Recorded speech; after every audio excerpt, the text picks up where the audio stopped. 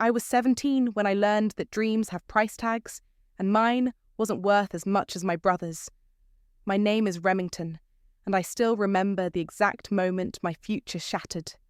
I was sitting on the top step of our Victorian home's grand staircase, my acceptance letter to MIT clutched in trembling hands, when I heard my parents discussing my college fund in hushed tones. "Oliver needs the money more," my mother whispered in our mahogany-lined study. "His business venture could put the Hudson name on the map. Remington, well, she's pretty enough to marry well." The carpet muffled my footsteps as I crept closer to the partially open door. Through the crack, I could see my father's reflection in the window, his silhouette rigid against the setting sun. "But Nicole, we promised her—" "She's a girl, Stuart. What's she going to do with a computer science degree? Oliver has real potential. He just needs capital." I pressed my hand against my mouth to stifle any sound that might escape. The acceptance letter crumpled in my other hand, its crisp edges now permanently creased. "Rem?"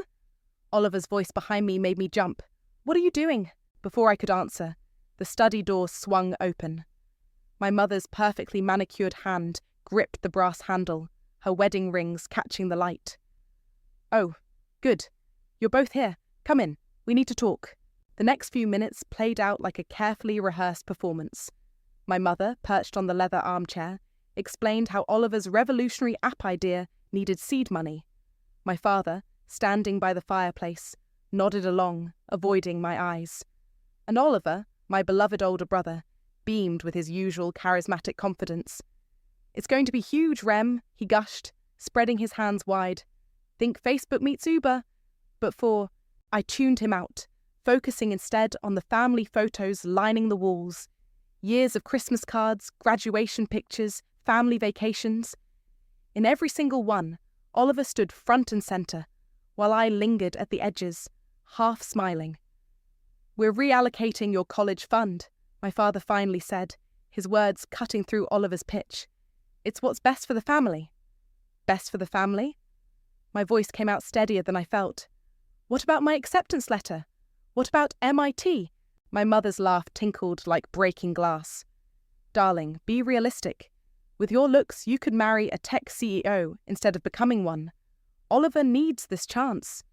"This isn't fair." The words felt childish even as they left my mouth. "Life isn't fair, sweetheart," my mother replied, smoothing her silk blouse.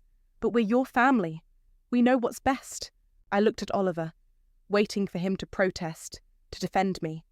He just smiled that golden boy smile and said, "Don't worry, sis. Once this takes off, I'll pay for your whole degree." That night, I packed one bag. Just the essentials: clothes, my laptop, and the emergency cash I'd been saving since I was 14. I'd applied for scholarships behind my parents' backs, knowing somehow this day might come.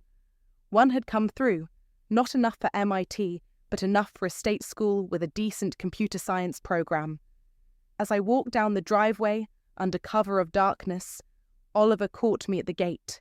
"Where are you going?" he asked, genuine confusion in his voice.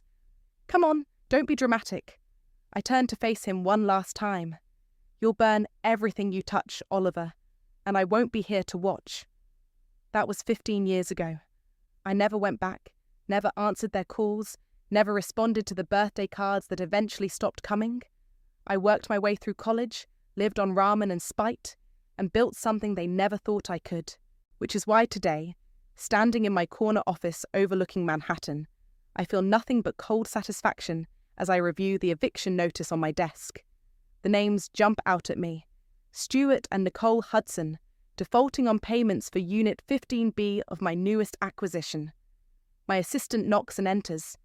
"Ms. Fullerton, the Hudsons are requesting a meeting with the landlord. They say it's urgent." I smile, running my finger along the edge of the paper. They don't know that our Fullerton Properties is mine. They don't know that their daughter, the one they wrote off as marriage material, now owns half the buildings in their prestigious neighbourhood. They don't know that their precious Oliver's latest failed venture has finally brought them to my doorstep. "Schedule the meeting," I tell her, turning to face the window. "But don't tell them who I am. Not yet. Sometimes karma needs a helping hand." and mine has been patient for 15 years. Another acquisition? Camilla drops a stack of folders on my desk, her eyebrow raised. That's the third building this month. People are starting to notice. I lean back in my chair, scrolling through property listings on my tablet. Let them. By the time anyone connects the dots, it'll be too late. Speaking of dots, she slides a local news article across my desk. The headline reads, Mystery Real Estate Empire Reshaping Upper West Side. Who is R. Fullerton? Cute, I mutter, scanning the article. They think I'm an old money trust fund kid playing Monopoly. Better than the truth? Camilla perches on the edge of my desk, her voice softening. That you're a self-made woman systematically buying up every property your family might ever need? Before I can respond, my phone buzzes. It's Emiliano, my property manager. The Hudsons are here for their meeting, he says. They brought their son. My stomach tightens. Oliver's there? Yes. Should I reschedule? No. I stand up, smoothing my blazer. Put them in the conference room with the two-way mirror. Tell them Mr. Fullerton will be delayed. Camilla follows me to the observation room. Through the glass, I watch my family file in. They've aged. My mother's hair is more silver than blonde now. My father's shoulders stoop slightly. Oliver still carries himself like he owns the room, but his designer suit looks worn at the edges. Please, my mother is saying to Emiliano. We just need more time. Our son's business had some unexpected setbacks. Temporary setbacks, Oliver interrupts. I have investors lined up. Big names. They're just finalizing the paperwork. I recognize the lie in his voice, the same smooth confidence he used when promising to pay for my degree. Beside me, Camilla shifts uncomfortably. You don't have to watch this, she whispers. Yes, I do. Emiliano maintains his professional demeanor. I understand your situation, but our Fullerton Properties has a strict policy on defaulted payments. You're 3 months behind. Do you know who we are? My mother's voice takes on that familiar, entitled edge. The Hudson name still means something in this city. I press the intercom button, disguising my voice through the voice modifier we use for remote meetings. The Hudson name means exactly nothing to me, Mrs. Hudson. They all startle at the sound. My father squints at the mirror, trying to see through it. Mr. Fullerton? He asks. Your son's latest venture has left a trail of debt across Manhattan, I continue. Your credit is destroyed. You have no assets left to leverage. Why should I extend you any courtesy? Oliver stands up, straightening his tie. Listen, Mr. Fullerton. I can explain everything. My new app is revolutionary. If you'd consider investing... Investing? I laugh, the sound distorted through the modifier. Let me guess. It's going to be the next Facebook? He pales slightly. How did you... I do my research, Mr. Hudson. Your track record speaks for itself. 7 failed startups, countless investors burned, and now your parents are about to lose their home because they couldn't stop enabling you. My mother bursts into tears, perfectly timed as always. Please, we'll do anything. You have until the end of the month, I tell them. After that, I'm selling the building. They leave looking shell-shocked, Oliver's arm around our mother's shoulders. Once they're gone, I sink into a chair, my hands shaking slightly. Camilla touches my shoulder. You okay? Pull up everything we have on Oliver's current venture, I tell her. I want to know who he's scamming now. Already did. She hands me another folder. He's targeting retirees, promising guaranteed returns on some blockchain nonsense. Classic Ponzi scheme. I flip through the documents, my jaw tightening. He never learned, just kept taking and taking. Like they took from you? I look up at her. Camilla's been with me since college, when we were both working 3 jobs to make tuition. She's the only one who knows the whole story. This isn't about revenge, I say, but the words sound hollow even to me. Really? She gestures at the property portfolios spread across my desk. Because buying every building in their social circle seems pretty personal. My phone buzzes again. A news alert. Someone's posted a blog speculating about R. Fullerton's recent acquisitions. They're calling it a systematic takeover. Let them speculate, I say, closing the folder. In 2 weeks, I'm not just taking their apartment, I'm taking everything. Camilla sighs. Just remember, revenge is a lot like real estate. The true cost isn't always visible at first glance. I turn back to the window, watching my family's figures disappear into the city below. Some prices are worth paying. The eviction hearing room feels smaller than I expected. I watch from behind the two-way mirror as my family files in, their footsteps echoing on the polished floor. My mother's wearing her lucky pearl necklace, the one she always saved for important occasions, like Oliver's business pitches. "All rise," the clerk announces. My parents stand, but Oliver slouches in his chair, thumbing through his phone. Some things never change. The hearing officer, a stern woman in her 50s, reviews the paperwork. 3 months of unpaid rent, multiple bounce checks, and a history of late payments. Do you dispute these facts? "No, Your Honour," my father says, his voice smaller than I remember. "But if we could explain—" "Please," my mother interrupts, leaning forward. "Our son's business is about to turn around. We just need more time." I press my fingernails into my palms until it hurts. 15 years later, and they're still making excuses for him. A soft knock at the observation room door makes me jump. It's Camilla, holding a tablet. "You need to see this," she whispers, sliding into the chair beside me. She pulls up a video. It's Oliver giving a pitch to potential investors last week. My blood runs cold as I watch. He's using my old app interface, the one I designed in high school, the same one I'd sketched out in notebooks he used to steal and mock. "This revolutionary algorithm," Oliver boasts on screen, "will change the way we think about social commerce." "That's your code," Camila says quietly. "Your original project." With a fresh coat of paint, I reply, my voice tight. "And a new name." Back in the hearing room, Oliver's finally paying attention.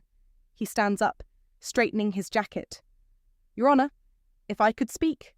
His charm switches on like a light.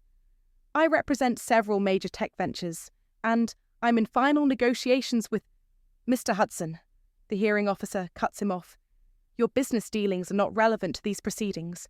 The fact remains that your parents' lease agreement has been repeatedly violated. But the landlord, R. Fullerton Properties, has already been more than accommodating," she continues. "The law is clear in these matters." My mother starts to cry, right on cue. I've seen this performance before, at parent-teacher conferences, at bank meetings, any time things didn't go Oliver's way. "Please," she sobs. "This building has been our home for 30 years. We raised our children here." I almost laugh at that. They raised Oliver there. I raised myself. The door to the hearing room bursts open, and a young woman rushes in, her face flushed. She's pretty, maybe early 20s, with a visible baby bump under her loose dress. "I'm sorry," she gasps. "I'm looking for Oliver Hudson?" The room freezes. Oliver's face goes pale. "Hallie?" he stammers. "What are you—" "You haven't answered my calls in weeks," she says, her voice shaking. "The baby—" "This is not the time or place," my mother snaps, standing up. "Young lady, this is a private legal proceeding." Hallie straightens her spine, one hand protectively over her stomach. "I have a right to be here. He promised to help with the medical bills, promised we'd figure this out together." "Security," the hearing officer calls, but I'm already moving. I slip out of the observation room and into the hallway, catching Hallie as she's escorted out. "Wait," I say, touching her arm. "Let me help." She looks at me suspiciously. "Who are you?" "Someone who knows exactly what it's like to believe Oliver's promises." Camilla appears beside me, right on cue. She hands Hallie a business card, one of our Women's Advocacy Centre's cards, not R. Fullerton's. "Call this number," I tell her. "They'll make sure you get the support you need." After Hallie leaves, Camilla gives me a long look. That wasn't part of the plan. Plans change. I watch through the window as the hearing concludes, my family gathering their things in defeated silence. Oliver's still destroying lives. Nothing's changed.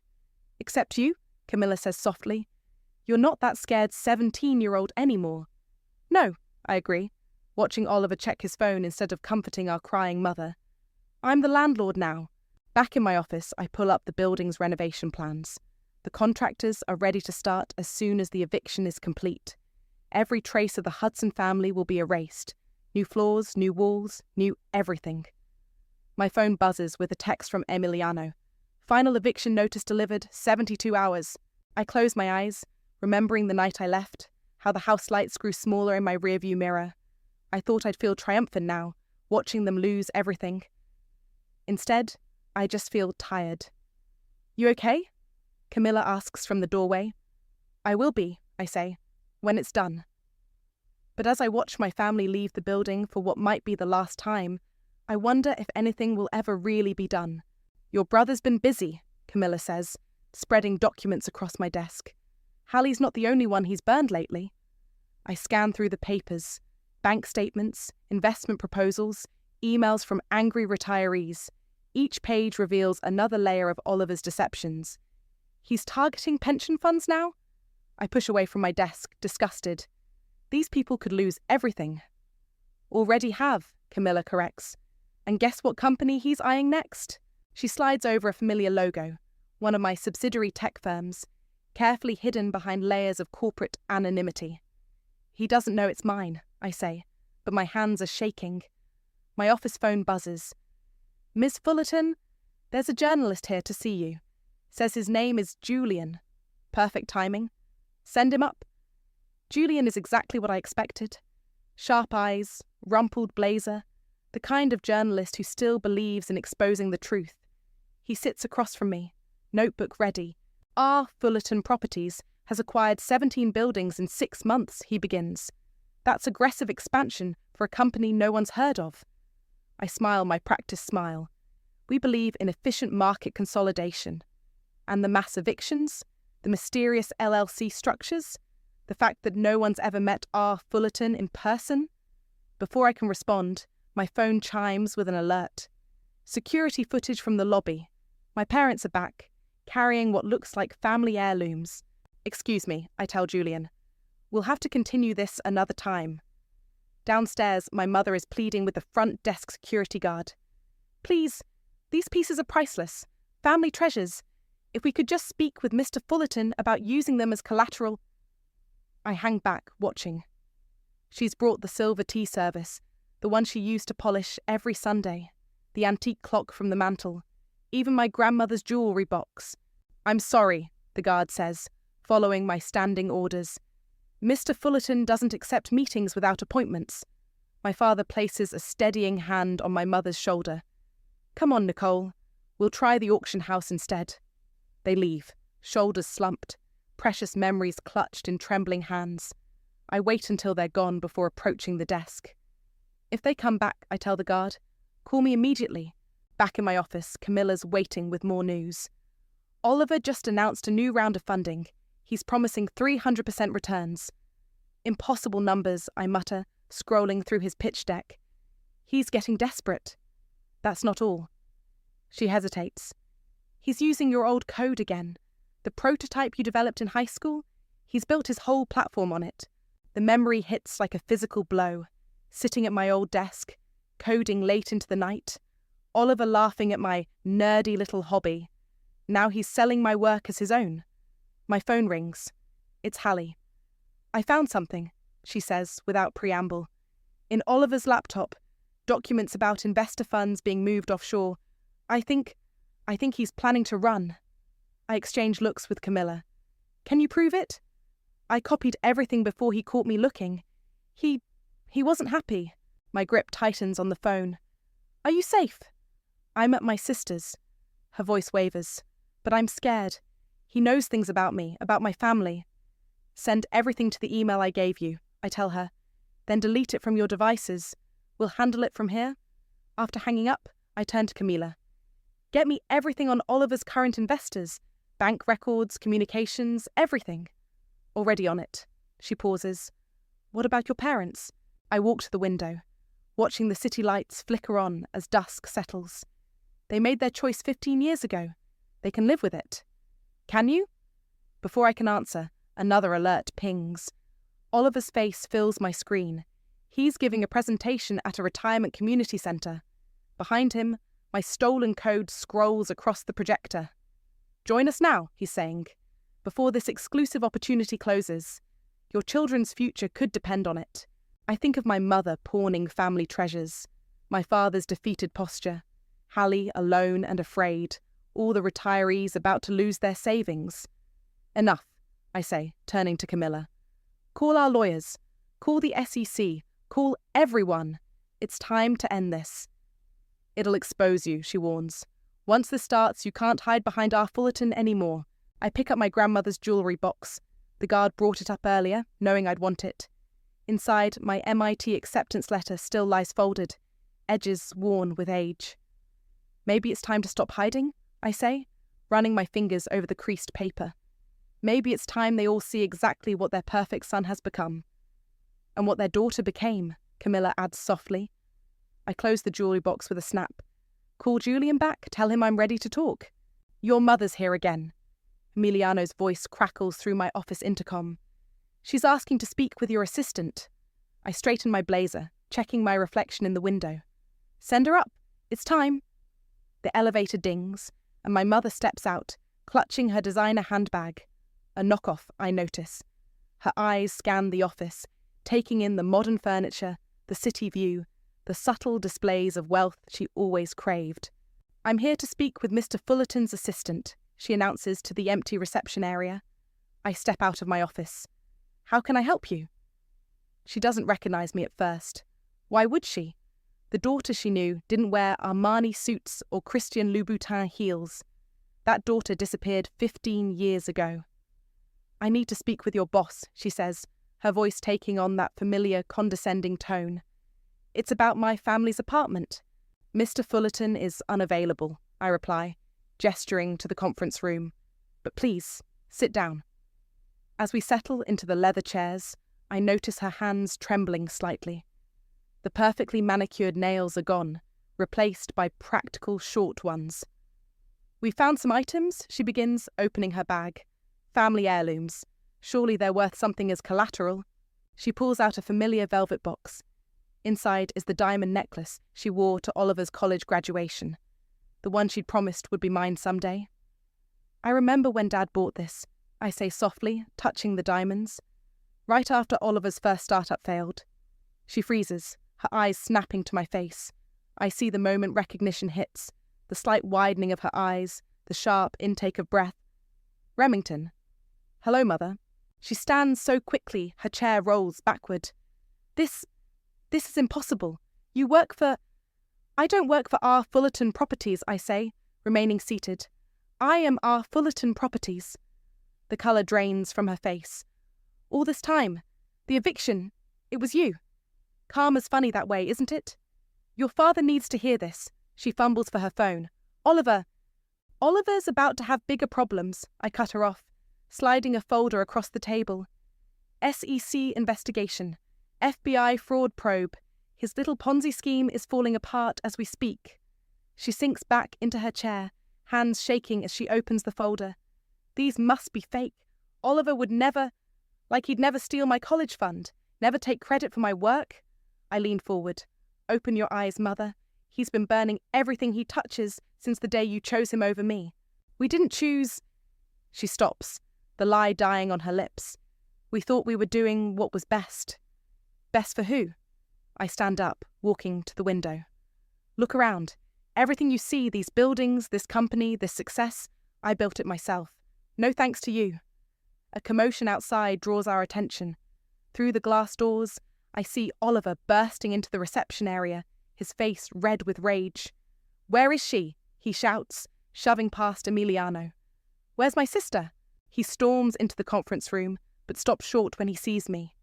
For a moment, we just stare at each other, the golden son and the forgotten daughter. You, he breathes. You're behind all this. Surprise, big brother. He lunges forward, but security's already there, restraining him. You ruined everything. My investors, my reputation. You did that yourself, I say calmly. I just made sure people knew the truth. The truth? He laughs bitterly. The truth is you were always jealous, always trying to prove yourself better than me. I never had to try, I reply. You proved that all on your own. My mother steps between us, her voice breaking. Please, Remington. We're family. Family? I pick up her velvet box, snapping it shut. Family doesn't steal dreams. Family doesn't destroy futures. Family doesn't tell their daughter that marriage is more important than education. Security leads Oliver away, his threats echoing down the hallway. My mother stands there, tears streaming down her face. What happens now? She whispers. I press the intercom. Camila, bring in the papers.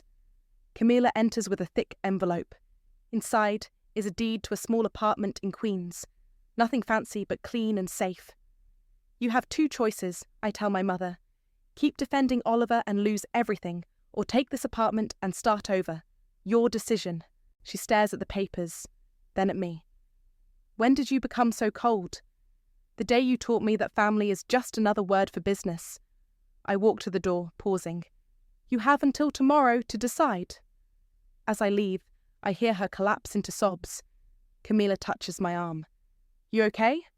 I will be, I say, watching Oliver being escorted out of the building. Once this is finally over, the headline breaks at 6 a.m. Tech entrepreneur arrested in multi-million-dollar fraud scheme. Below it, Oliver's smug mugshot stares back at me from my tablet screen. Your phone's been ringing non-stop, Camila says, bringing me coffee. Journalists, investors, even your father. Let them ring. I scroll through the article. Julian did a thorough job. Every detail of Oliver's scams laid bare, including the stolen code. My office door bursts open. It's my father, looking older than I've ever seen him. What have you done? What you should have done years ago, I reply, not looking up. Stopped him. He's your brother. And I was your daughter. Now I meet his eyes. Funny how that didn't matter when you were stealing my future. He slumps into a chair, running his hands through his grey hair.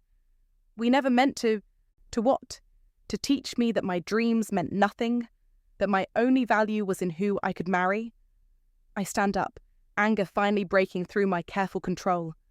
Or did you not mean to watch Oliver steal my work, year after year, while you praised him for his innovation? You disappeared, he says quietly. 15 years? Not a word. I was building this. I gesture to the office, the empire around us. Everything you said I couldn't do. My phone buzzes. Emiliano. Ms. Fullerton, there's a situation in the lobby. Your brother's investors are here. All of them. I switch on the security feed. Dozens of angry people fill the lobby. Many elderly, all demanding answers. Among them, I spot Hallie, one hand on her belly. Time to face the music, I tell my father. Coming? Downstairs, the crowd surges forward as I approach. Are you R. Fullerton? Someone shouts. Did you know about this fraud? My name is Remington Hudson, I announce, my voice carrying across the lobby. And I'm here to make things right. A murmur runs through the crowd. An elderly man steps forward. Hudson? Like Oliver Hudson? His sister, I confirm. And, unlike my brother, I believe in paying my debts. Camilla appears with a stack of folders. Everyone here will receive full restitution of their investments, plus interest. We've also set up a victim support fund for anyone affected by my brother's schemes. Why? A woman demands. Why would you help us? Because 15 years ago, Oliver stole from me too. My college fund, my work, my dreams. I look at my father as I continue, and no one stopped him. The crowd slowly disperses as Camilla's team begins processing claims. My father stands silent beside me, watching. The money, he finally says. How can you afford? I own half the real estate in this city, I reply. Your eviction notice wasn't personal. It was just business. Just business? He laughs bitterly. Like stealing your future was just business? No. I turn to face him. That was betrayal. A commotion near the entrance draws our attention. Oliver, flanked by police, is being led through the lobby in handcuffs. Our eyes meet across the marble floor. You did this, he snarls, struggling against the officers. Your own brother. You did this, I correct him. Every lie, every theft, every person you destroyed, that was all you. We're family. No? I step closer, close enough to see the fear in his eyes. Family protects each other. Family believes in each other. You just took and took until there was nothing left. Stuart, he calls to our father. Tell her she can't do this. But our father stays silent, finally seeing his son for what he is. As Oliver is led away, Julian appears at my side, notebook ready. Hell of a story, he says. Mind if I quote you? Quote this, I tell him. Our Fullerton Properties is announcing a new scholarship fund for young women in tech. Full ride, including living expenses. I pause, letting my words sink in. We're calling it the Second Chance Initiative. My father touches my arm. Remington, save it. I shake off his hand. The daughter you knew died the night you chose him over me? This? I gesture to myself. My empire, my victory. This is who I became despite you, not because of you. Back in my office, Camilla hands me a glass of whiskey. Feel better? I search for the word. Free. My phone lights up with a text from Hallie. Thank you for everything. I look out at the city, my city now, as the sun sets. Somewhere out there, my mother is probably crying in their soon-to-be former apartment. Oliver is sitting in a cell. My father is finally facing the truth about his golden son. Was it worth it? Camilla asks softly. I think of that 17-year-old girl, crying on her way out of town, and I smile. Every penny! The eviction day dawns cold and clear. News vans line the street outside my parents' building. Cameras ready. Everyone wants to capture the moment the mighty Hudson family falls. They're waiting for you downstairs, Camilla says, adjusting my collar. Are you sure you want to do this in person? They deserve to see my face. I check my reflection one last time. Besides, the press wants their story. The lobby is packed with reporters when I arrive. Flashbulbs pop as I walk through the doors, my heels clicking against marble. Miss Hudson, how does it feel to evict your own parents? Is this revenge for your stolen college fund? What about your brother's fraud charges? I ignore them all, walking straight to where my parents stand with their remaining possessions. My mother's crying again, but this time it feels real. The moving truck is waiting, I tell them. Everything needs to be out by noon. Please, my mother whispers, not like this, not in front of everyone. Why not? I gesture to the cameras.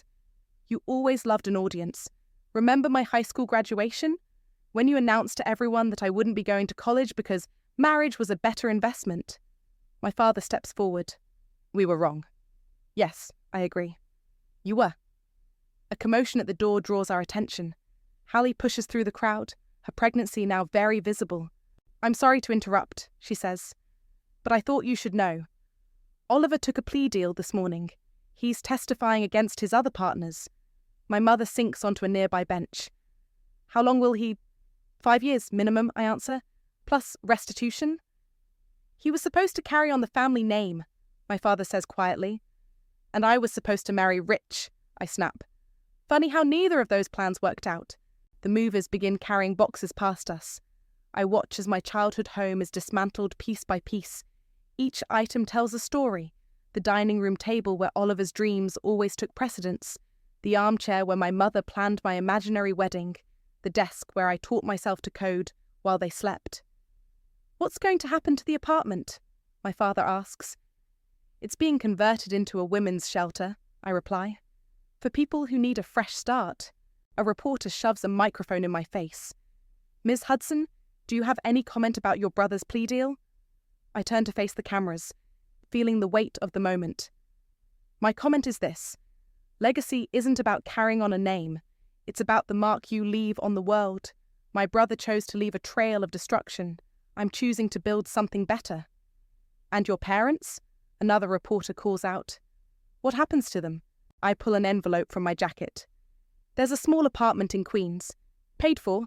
It's not much, but it's a chance to start over. I hold it out to my mother. Your choice. She takes the envelope with trembling hands. Why? After everything?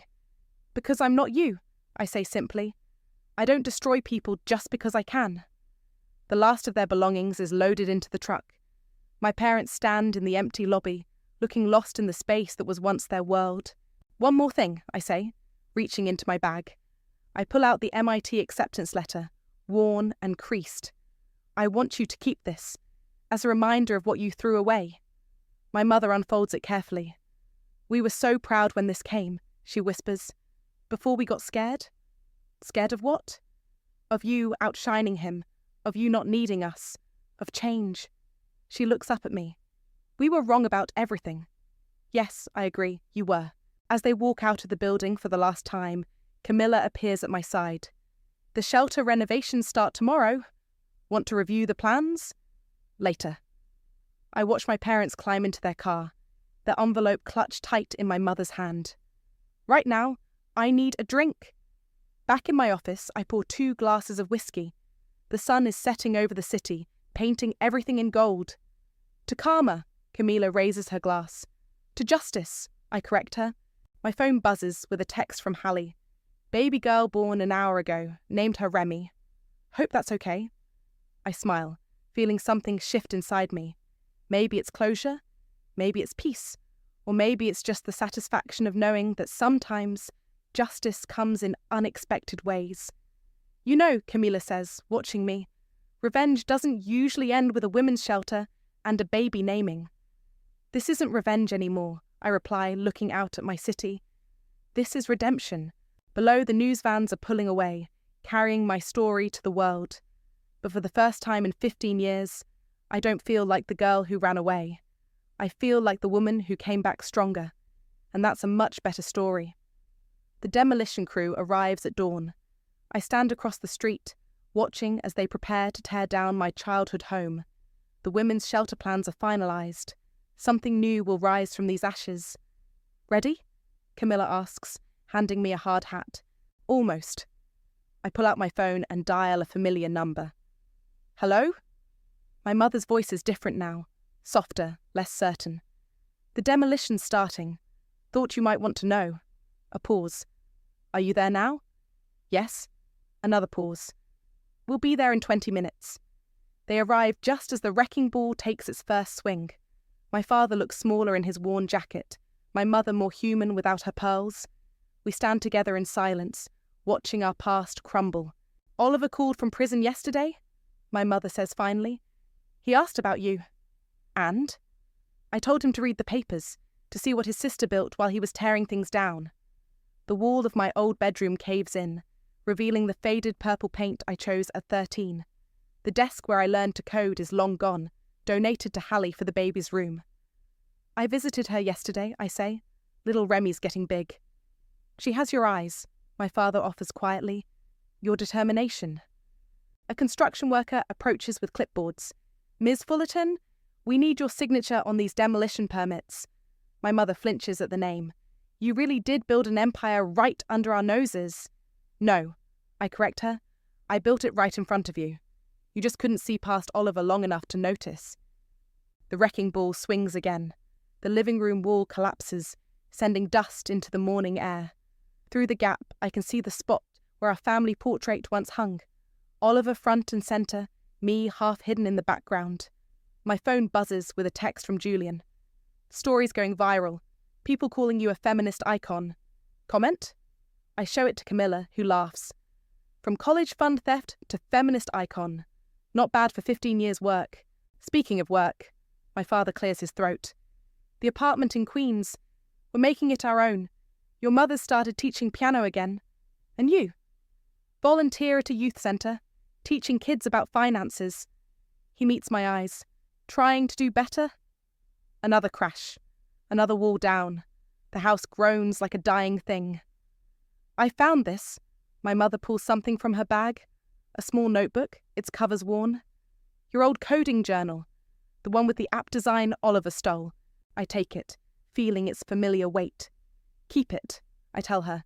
Remember what it cost. No. She pushes it back into my hands. Give it to Remy someday. Show her what's possible when someone believes in themselves, even when no one else does. The final wall comes down with a thunderous crash. Where our house once stood, there's only space now. Space for something new, something better. The shelter plans? I pull out my tablet, showing them the renderings. Each room will have a desk, each desk will have a computer, and each resident will get coding lessons, if they want them. My mother wipes her eyes. It's beautiful. It's necessary, I correct her. Sometimes people need a chance to rebuild. Camilla touches my arm. The contractors need you to sign off on the foundation plans.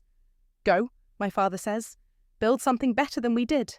As I turn to leave, my mother calls out. Remington? I look back. We're proud of you, she says simply, not because of your success, because of who you became despite us.